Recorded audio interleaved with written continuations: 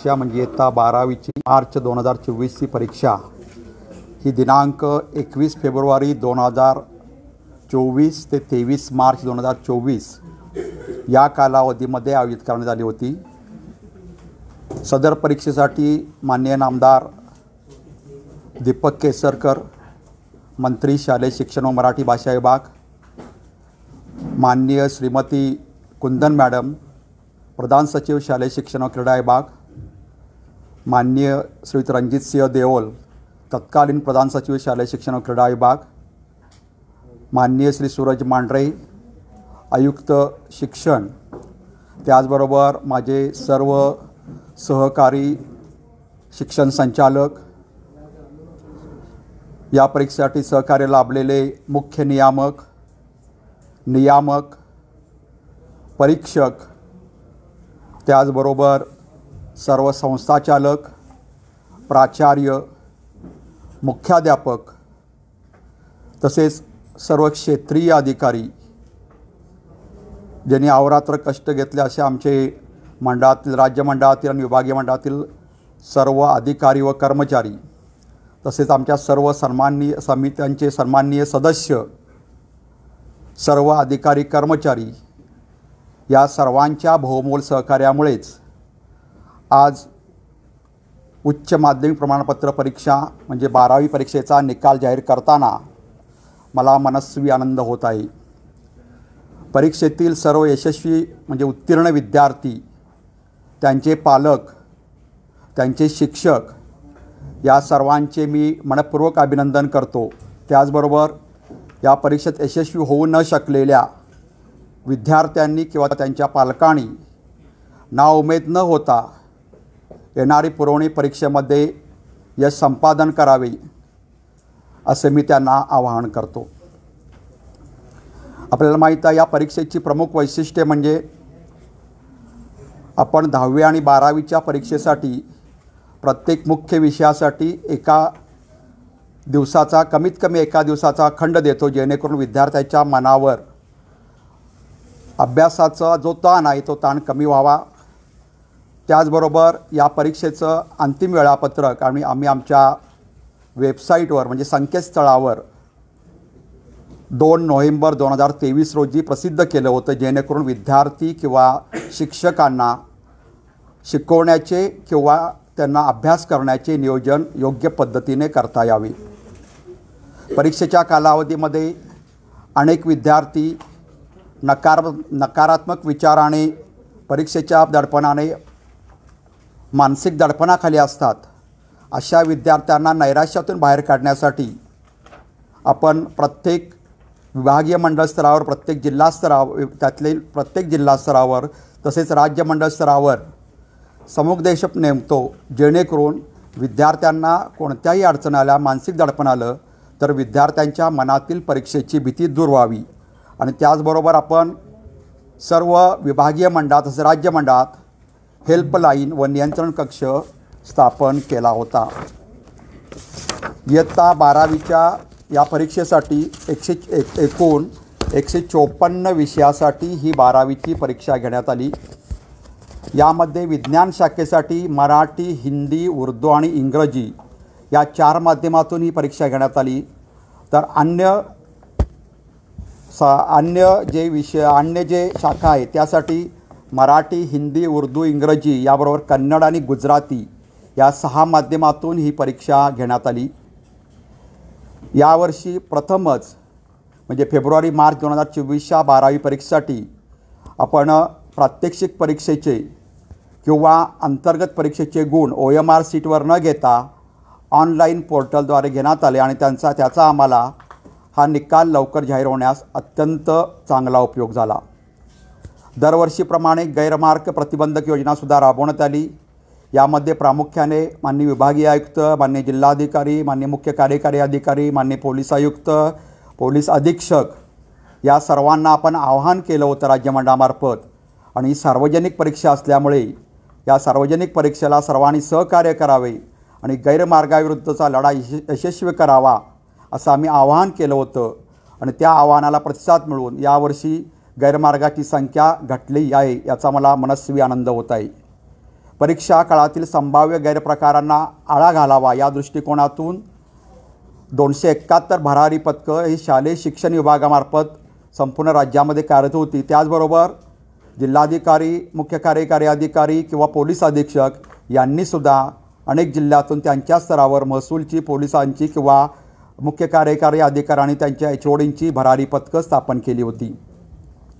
सदर परीक्षेसाठी नियुक्त केलेले रनर म्हणजे सहाय्यक परिरक्षक म्हणजे जे कस्टडीपासून केंद्रापर्यंत दररोज पेपर नेहाण प्रश्नपत्रिका नेहाण करतात, त्यांनी त्या केंद्रावर बैठे पथक म्हणून काम केले। त्याचबरोबर प्रश्नपत्रिका म्हणजे प्रश्नपत्रिकेचा वेळ झाल्यानंतर म्हणजे पेपर लिहून झाल्यानंतर उत्तरपत्रिका परत घेऊन येण्याचं काम केलं आणि हे करत असताना त्यांना व्हिडिओ शूटिंग करण्यासाठी सांगितलं होतं, जेणेकरून कुठल्याही ठिकाणी व्हायरल प्रकार झाला तर त्याची बातमी मिळावी किंवा जाताना GPS सिस्टीम त्यांच्या मोबाईलची ऑन करायला सांगितली होती, जेणेकरून तो सहाय्यक परिरक्षक म्हणजे रनर नेमका कोणत्या ठिकाणी आहे, कुठल्या ठिकाणी थांबतो का हे बघण्यासाठी आपण त्याबद्दल केलं होतं आणि त्याचासुद्धा आम्हाला फार चांगला उपयोग झाला।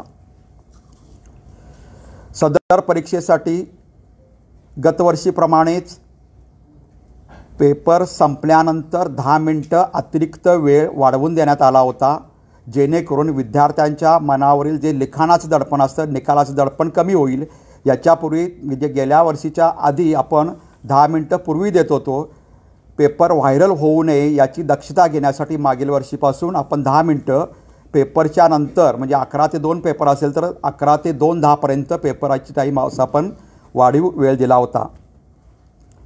त्याचबरोबर फेब्रुवारी-मार्च 2024च्या परीक्षेमध्ये 12वीच्या परीक्षेमध्ये विद्यार्थ्यांना लेखी परीक्षेपूर्वीच एखादा गैरप्रकार केला तर विद्यार्थ्यांना कोणती शिक्षा होऊ शकते या शिक्षा सूचीचे वाचन विद्यार्थ्यांच्या समोर करण्यात आले होते, जेणेकरून विद्यार्थी गैरमार्ग करू नये आणि त्याला योग्य पद्धतीनं पेपर लिहिण्यासाठी प्रोत्साहित करण्यासाठी आणि त्याचबरोबर आपण जर गैरमार्ग केला तर कोणत्या शिक्षा होऊ शकतात याचं आकलन होण्यासाठी आपण या पद्धत आपण मागील वर्षीपासून राबवत आहोत।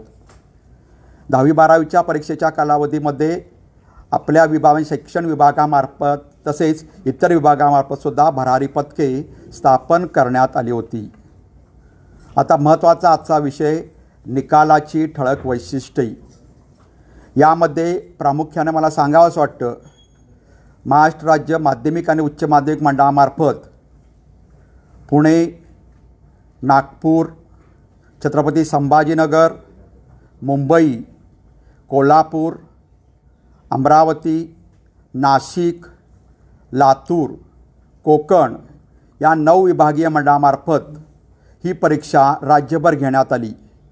यामध्ये विज्ञान शाखा, कला शाखा, वाणिज्य शाखा, व्यावसायिक अभ्यासक्रम आणि त्याचबरोबर ITI या शाखांसाठी एकूण नियमित विद्यार्थी 14,33,371 या विद्यार्थ्यांनी प्रत्यक्ष नोंदणी केली होती आणि या 14,33,371 नियमित विद्यार्थ्यांपैकी 14,23,970 विद्यार्थी प्रत्यक्ष परीक्षेस प्रविष्ट झाले आणि त्यापैकी 13,29,684 विद्यार्थी या परीक्षेत यश मिळवून उत्तीर्ण झालेले आहेत आणि उत्तीर्णतेची टक्केवारी नियमित विद्यार्थ्यांची ही 93.37% इतकी आहे। या परीक्षेत राज्यातील 9 विभागीय मंडळामधून पुनर्परीक्षार्थी हे एकूण 45,448 विद्यार्थ्यांनी रिपीटर विद्यार्थी म्हणून फॉर्म भरला होता। त्यापैकी म्हणजे रजिस्टर झाले होते, त्यापैकी प्रत्यक्ष 45,083 विद्यार्थी प्रत्यक्ष परीक्षेस प्रविष्ट झाले आणि त्यापैकी 22,463 पुनर्परीक्षार्थी या परीक्षेमध्ये यशस्वी झाले म्हणजे उत्तीर्ण झाले आणि या पुनर्परीक्षार्थ्यांची म्हणजे रिपीटर विद्यार्थ्यांची उत्तीर्ण टक्केवारी ही 49.82% इतकी आहे। खाजगी विद्यार्थी म्हणून नोंदणी केलेल्या म्हणजे आपण त्याला 17 नंबर विद्यार्थी म्हणतो, जे आउटसाइडर बसतात, तसे एकूण विद्यार्थी होते 41,362 एवढ्या विद्यार्थ्यांनी नोंदणी केली होती। त्यापैकी 40,795 विद्यार्थी प्रत्यक्ष परीक्षेत प्रविष्ट झाले आणि त्यापैकी 34,988 विद्यार्थी या परीक्षेत उत्तीर्ण झालेले आहेत आणि या खाजगी विद्यार्थ्यांची उत्तीर्णतेची टक्केवारी ही 85.76% इतकी आहे. या परीक्षेत राज्यातील 9 विभागीय मंडळामधून एकूण 7,032 दिव्यांग विद्यार्थी या परीक्षेस नोंदणी केली होती. त्यापैकी 6,986 दिव्यांग विद्यार्थी या परीक्षेस प्रत्यक्ष प्रविष्ट झाले आणि त्यापैकी 6,581 दिव्यांग विद्यार्थी उत्तीर्ण झाले आणि दिव्यांग विद्यार्थ्यांची उत्तीर्णतेची टक्केवारी 94.20% आहेत. दिव्यांग विद्यार्थ्यांना नेहमीप्रमाणे त्यांना सवलतीचे गुण देण्यात आलेले आहेत. असं एकत्रित मिळून यावर्षी 12वीसाठी म्हणजे नियमित विद्यार्थी, पुनर्परीक्षार्थी विद्यार्थी, त्याचबरोबर 17 नंबरचे विद्यार्थी, दिव्यांग विद्यार्थी असे मिळून 15,20,181 विद्यार्थ्यांनी नोंदणी केली होती. त्यापैकी प्रत्यक्ष परीक्षेला 15,09,848 विद्यार्थी प्रविष्ट झाले आणि त्यापैकी 13,87,125 विद्यार्थी या परीक्षेत उत्तीर्ण झाले आणि सरसकट जर टक्केवारी काढली म्हणजे सर्व मिळून तर ती टक्केवारी आहे 91.87% इतकी उत्तीर्णतेची टक्केवारी सर्व विद्यार्थ्यांची मिळून आहे. या सर्व विभागीय मंडळातून नियमित विद्यार्थ्यांचा आपण विचार केला तर नेहमीप्रमाणे कोकण विभागाचा निकाल हा सर्वाधिक असून तो 97.51% इतका आहे. तर सर्वात कमी निकाल मुंबई विभागाचा असून तो निकाल 91.95% इतका आहे. सर्व विभागीय मंडळातून नियमित मुलींचा निकाल हा 95.44% इतका आहे. तर मुलांचा निकाल 91.60% इतका आहे. म्हणजेच नेहमीप्रमाणे या परीक्षेतसुद्धा निकालामध्ये मुलींनी बाजी मारली असून मुलींचा निकाल मुलांच्या निकालापेक्षा 3.84% जास्त आहे. मगाशीच मी सांगितलं एकूण 154 विषयांची आपण परीक्षा घेतली. त्यापैकी 26 विषयांचा निकाल हा 100% लागलेला आहे. आपण जर 2020 पासून 2024पर्यंतचा नियमित विद्यार्थ्यांच्या निकालाची टक्केवारी बघितली तर प्रामुख्याने आपण 23 आणि 24ची तुलना केली तर 23चा निकाल फेब्रुवारी मार्च 23चा 12वीचा निकाल हा 91.25% होता. तर यावर्षीचा फेब्रुवारी मार्च 12वीचा निकाल हा 93.37% इतका आहे. म्हणजेच गेल्या वर्षीपेक्षा यावर्षीचा निकाल 2.12%ने वाढ झालेली आहे. ही सर्वात महत्त्वाची गोष्ट आहे. त्याचबरोबर आपण ह्या विद्यार्थ्यांना 12वीच्या विद्यार्थ्यांना खेळाडू NCC किंवा स्काउट गाईडचे अतिरिक्त गुण देतो. ते पण 100%च्या लिमिटमध्ये ते गुण देतो आणि त्यामध्ये यावर्षी 20,910 विद्यार्थ्यांना हे अतिरिक्त गुण दिले गेलेले आहेत. श्रेणी सुधार किंवा गुणसुधार योजना आपल्याला माहीत आहे की 12वीला एखादा विद्यार्थी सर्व विषयात जरी पास झाला आणि त्याला अपेक्षेपेक्षा कमी गुण पडले तर त्या विद्यार्थ्याला क्लास इम्प्रूव्हमेंट स्कीम म्हणजे श्रेणी सुधार योजनेअंतर्गत ही परीक्षा पूर्ण विषयात पास झाला असेल तर येणारी आमची पुरवणी परीक्षा जी जुलैमध्ये होणार आहे आणि त्याच्या पुढची परीक्षा म्हणजे मार्च 2025ची परीक्षा या दोन्ही परीक्षेला किंवा दोन्हीपैकी एका परीक्षेला त्या विद्यार्थ्याला श्रेणी सुधार योजनेखाली त्या विद्यार्थ्याला परीक्षा देता येते जरी तो विद्यार्थी पास असेल तरी. आणि त्याचबरोबर ही श्रेणी सुधार किंवा गुणसुधार योजना देत असताना त्यानं पुढचा निकाल लागल्यानंतर म्हणजे जुलैचा किंवा मार्चचा निकाल लागल्यानंतर 1 महिन्याच्या आत आमच्याकडं विकल्प द्यायचा असतो की त्याला मागील परीक्षेचा म्हणजे या परीक्षेचा निकाल पाहिजे का पुढच्या परीक्षेचा निकाल पाहिजे आहे, त्याला कोणती संपादनूक पाहिजे आहे याचे त्यानं विकल्प राज्य मंडळाकडे देणे आवश्यक असते आणि त्याप्रमाणे त्यांनी देणे आवश्यक आहे.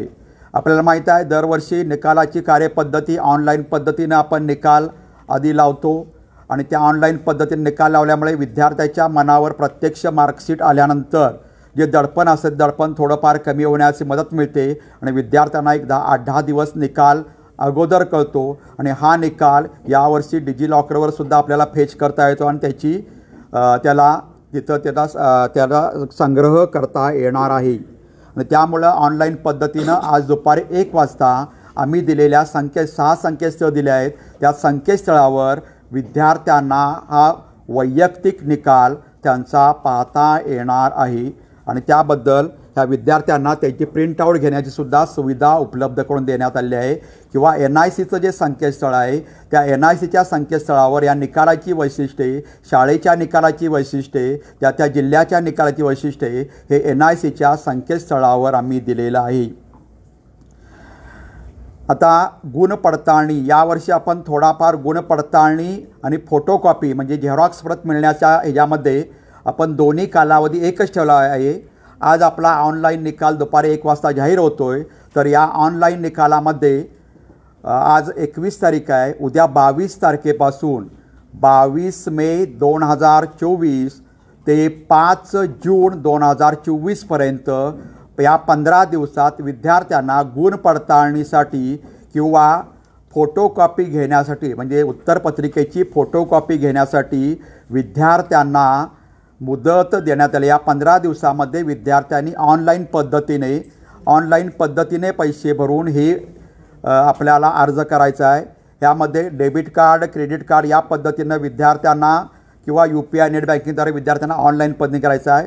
विद्यार्थ्यांना फोटोकॉपी घेताना मात्र विद्यार्थ्यांना प्रत्यक्ष ते घेऊ शकतात किंवा रजिस्टर पोस्टाचं ऑप्शन देऊ शकतात किंवा ईमेलद्वारे त्यांच्या मोबाईलमध्ये सुद्धा त्यांच्या ईमेलद्वारे सुद्धा त्यांना फोटोकॉपी मिळू शकते आणि ही मुदत 22 मे ते 5 जून या 15 दिवसामध्ये बुधवार 22 मे ते बुधवार 5 जून या कालावधीमध्येच विद्यार्थ्यांना ही सवलत देण्यात म्हणजे ही मुदत देण्यात आली आहे। या कालावधीमध्ये त्यांना मिळू शकते। 1-2 मिनिट राहिलं आहे विभागावर आकडेवारी मिळाली ना हां देतो विभागावर आकडेवारी दिली तुम्ही लगेच जाणार म्हणजे आम्हाला ज्या काही सूचना विद्यार्थ्यांना पोचवायच्या आहेत त्या प्रामुख्याने महत्त्वाच्या आहेत।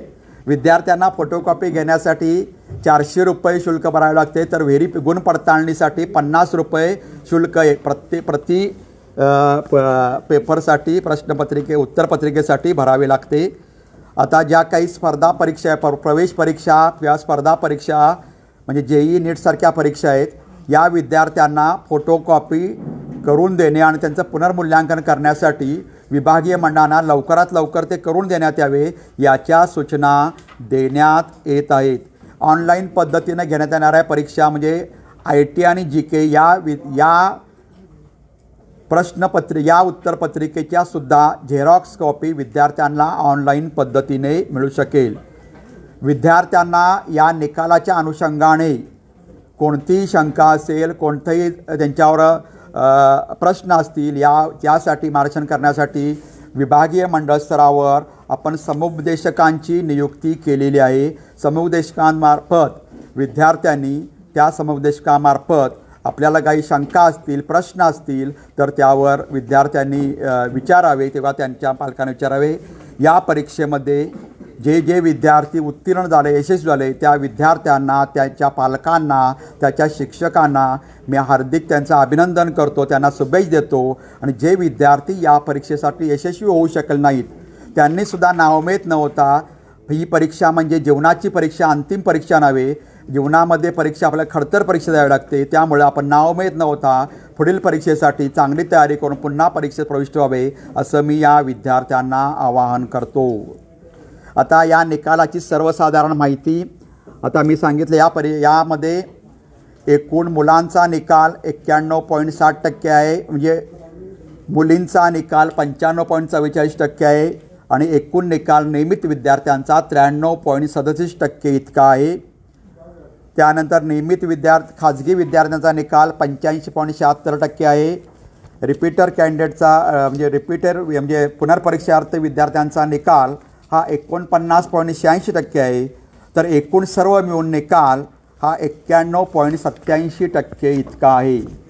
शाखावार जर निकाल बघितलं आहे म्हणजे आर्ट्स, कला, वाणिज्य, विज्ञान, व्यवसाय अभ्यासक्रम आणि ITI, तर विज्ञान शाखेचा निकाल हा 97.82% इतका आहे. कला शाखेचा निकाल 85.88% इतका आहे. वाणिज्य शाखेचा निकाल 92.18% इतका आहे. व्यवसाय अभ्यासक्रमाचा निकाल 87.75% इतका आहे. ITIचा निकाल 87.69% इतका आहे. तर एकूण निकाल 93.37% इतका झालेला आहे. आता प्रामुख्याने 9 विभागीय मंडळाचा जर निकाल बघितला तर मगाशी सांगितलं कोकण विभागीय मंडळाचा सर्वात जास्त निकाल आहे आणि तो निकाल दरवर्षीप्रमाणे कोकण विभागीय मंडळाने यावर्षीसुद्धा बाजी मारली आहे. 97.51%. क्रमांक 1ला कोकण डिव्हिजन मंडळ आहे. क्रमांक 2ला नाशिक डिव्हिजन 94.71% इतका निकाल आहे. 3 नंबरसाठी पुणे डिव्हिजन 94.44% इतका पुणे डिव्हिजनचा निकाल आहे. 4 नंबरसाठी कोल्हापूर डिव्हिजन 94.24% इतका निकाल आहे.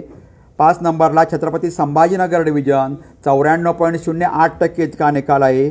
6 नंबरला अमरावती डिव्हिजन 93% इतका निकाल आहे. 7 नंबरला लातूर डिव्हिजन 92.36% इतका आहे. 8 नंबरला नागपूर डिव्हिजन 92.12% इतका निकाल आहे. तर 9 नंबरला मुंबई डिव्हिजन 91.95% इतका निकाल आहे. म्हणजे एकूण जर सरासरी बघितली तर 90%च्या वर सर्व डिव्हिजन 91%च्या वर निकाल आहे. त्यामुळे सर्व डिव्हिजनचा निकाल अपेक्षित असाच लागलेला आहे. आता ह्या निकालाची गुणवत्ता काय आहे हे प्रामुख्याने महत्त्वाचं आहे. म्हणजे आपला निकाल एकूण नियमित विद्यार्थ्यांचा निकाल 93.37% इतका लागलेला आहे. त्यामध्ये विशेष प्रावीण्यासह प्रथम श्रेणी प्राप्त केलेले विद्यार्थी आहेत 1,90,570 75% किंवा अभाव. 60% किंवा 75%पर्यंत जे विद्यार्थी आहेत म्हणजे प्रथम श्रेणी त्यामध्ये विद्यार्थी आहेत 4,80,631 विद्यार्थी हे प्रथम श्रेणीत पास झालेले आहेत. द्वितीय श्रेणीत जे विद्यार्थी आहेत म्हणजे 45% ते 60%च्या दरम्यान त्यामध्ये संख्या आहे 5,26,425. उत्तीर्ण श्रेणी म्हणजे 35% ते 45%च्या दरम्यान जे विद्यार्थी आहेत ते विद्यार्थी आहेत 1,32,058. असे एकूण 13,29,684 नियमित विद्यार्थी या परीक्षेत यशस्वी झाले आहेत किंवा उत्तीर्ण झालेले आहेत आणि या उत्तीर्णतेची टक्केवारी आहे 93.37%. आता यानंतर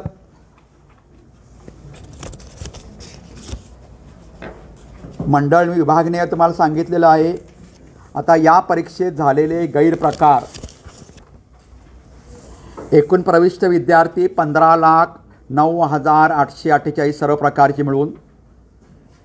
तोतवेगिरी एकसुद्धा प्रकरण 12वीच्या परीक्षेमध्ये यावर्षी राज्यामध्ये घडलेले नाही म्हणजे डमी विद्यार्थी. प्रत्यक्ष परीक्षेत कॉपी केसेस झाल्या 313.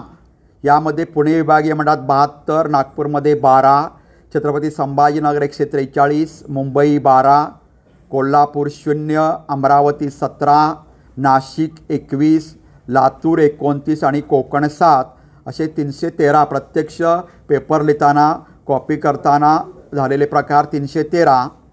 त्यानंतर परीक्षक किंवा नियामक पेपर तपासत असताना त्यांना जे त्यामध्ये जे काही आक्षेपार्ह आढळलं त्या अशी प्रकरणं आहेत 139. म्हणजे त्यामध्ये परीक्षेत पास करण्याची विनंती करणे, धमकी देणे किंवा अन्य कोणतेही काहीतरी आक्षेपार्ह लिखाण प्रत्यक्ष उत्तरपत्रिकेत करणे अशी प्रकरणं आहेत 139. असे एकूण 452 प्रकरणं झालेली आहेत आणि याचं शेकडा प्रमाण एकूण प्रविष्ट विद्यार्थ्यांच्या 0.03% इतकं आहे. या परीक्षेमध्ये प्रामुख्याने जी काय परीक्षा संचलनासाठी 43,435 लोकांनी प्रत्यक्ष काम म्हणजे एकूण महाविद्यालय सगळं बघता 43,435 प्रत्यक्ष ब्लॉकवर काम करणारे वेगळे म्हणजे साधारणतः 1.5 ते 2 लाख शिक्षक आणि सर्व कर्मचारी म्हणून प्रत्यक्ष काम करत असतात. आता यामध्ये पुढचा मुद्दा आहे तो म्हणजे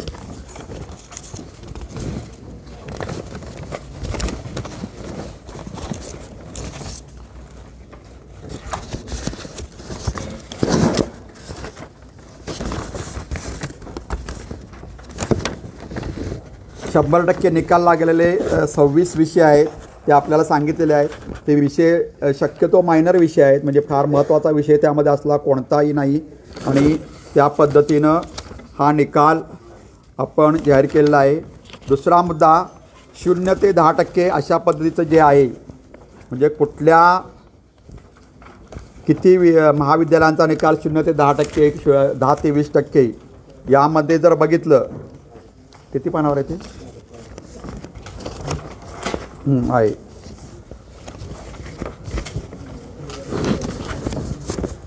0% निकाल लागलेले एकूण राज्यामध्ये 21 संस्था आहेत. संस्था मी असं का म्हणतो, कारण यामध्ये प्रामुख्याने ITI जे आहेत त्या ITIंची संख्या जास्त आहे. त्यामध्ये पुणेमध्ये 3 कॉलेज, नागपूरमध्ये 10, छत्रपती संभाजीनगर 3, मुंबई 2, कोल्हापूर 0, अमरावती 2, नाशिक 0, लातूर 1 आणि कोकण 0 असे 21 महाविद्यालय किंवा आमच्या हायस्कूल अटॅच ज्युनियर कॉलेज किंवा आहेत.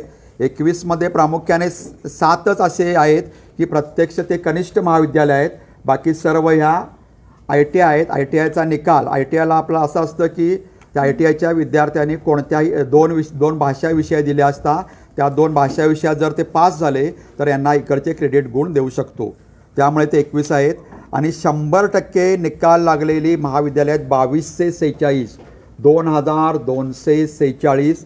यामध्ये पुणे डिव्हिजनचे आहे 441, नागपूर डिव्हिजन 299, छत्रपती संभाजीनगर 231, मुंबई 220, कोल्हापूर 252, अमरावती 324, नाशिक 262, लातूर 101, कोकण 116 असे 2246 महाविद्यालय, म्हणजे टक्केवारीचा विचार करता 21.46% महाविद्यालयांचा निकाल किंवा कनिष्ठ महाविद्यालयांचा निकाल हा 100% लागलेला आहे.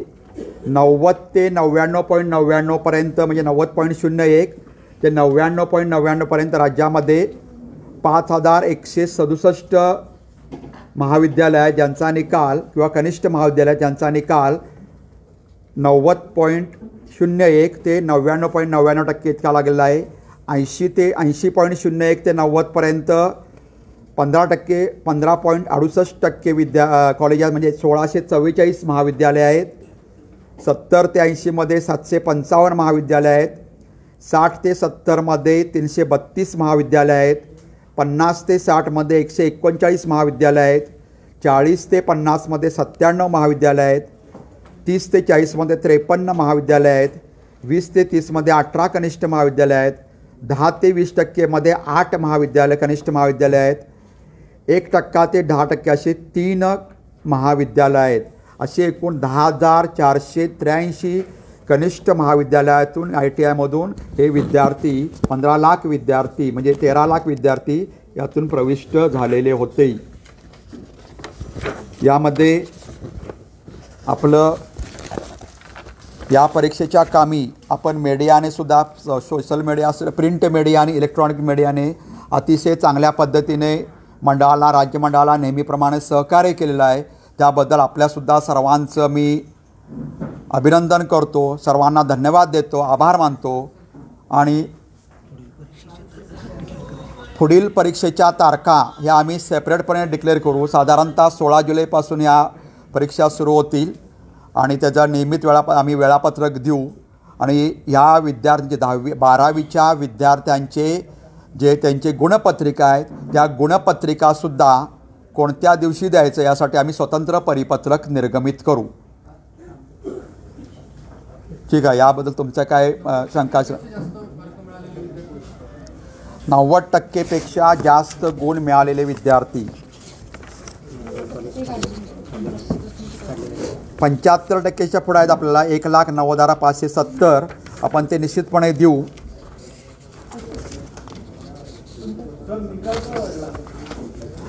नाही, निकाल मागच्या वर्षीपेक्षा 2.12% वाढलेला आहे. प्रत्येक ह्याच्यामध्ये निकाल कमी जास्त 2-3% होऊ शकतो. त्या बॅचवर अवलंबून असतं. आणि यावर्षी परीक्षेचं वातावरण चांगलं होतं आणि चांगल्या वातावरणामुळे परीक्षेचा निकालाची टक्केवारी वाढली असं आमचं मत आहे. आता 90%पेक्षा अभाव चिन्मयजी 8,782 विद्यार्थी आहेत. 90 आणि अभाव.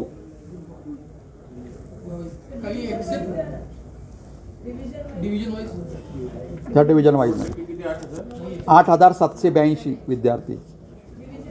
डिव्हिजन वाईज काय? डिव्हिजन वाईज नाही, ती टोटल आहे. हां,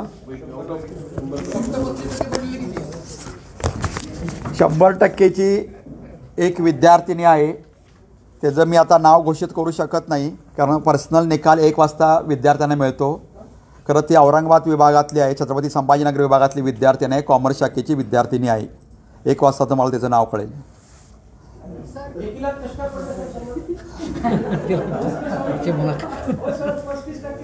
582 गुण तिला आहेत आणि 18 मार्क्स स्पोर्ट्समध्ये पडलेले आहेत. 35% विद्यार्थी आम्ही काढलेले नाहीत.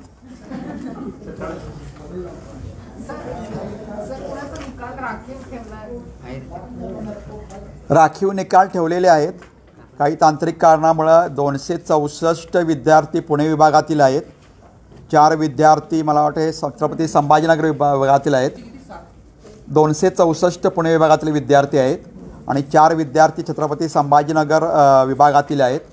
काही तांत्रिक कारणामुळं काही कारणामुळे यांचा निकाल म्हणजे काही ठिकाणी रॉंग कॉम्बिनेशन आहे, काही ठिकाणी काही किरकोळ त्यामध्ये तांत्रिक कारण आहे, त्यामुळे तो राखीव ठेवला आहे. खरं त्या विद्यार्थ्यांचा निकाल आम्ही लवकरच जाहीर करू. एक्सेप्शनल केस काही आहे का? म्हणजे SP कॉलेजने यावर्षी अंध विद्यार्थ्यांची परीक्षा कम्प्युटरवर घेतली होती, तसं राज्यात अजून कोणी केलं होतं? नाही, फक्त SP कॉलेजनं दिलं होतं. त्याप्रमाणे त्यांना आपण परवानगी दिली होती आणि त्यांनी ती घेतलेली आहे. म्हणजे राज्यमंडळाची परवानगी घेऊन त्यांनी केलं होतं.